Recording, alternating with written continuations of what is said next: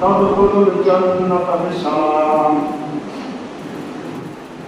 আগে আয়াতে আল্লাহ বলেছেন চারটি অপরাধের কারণে মানুষের জাহান্নামী হবে।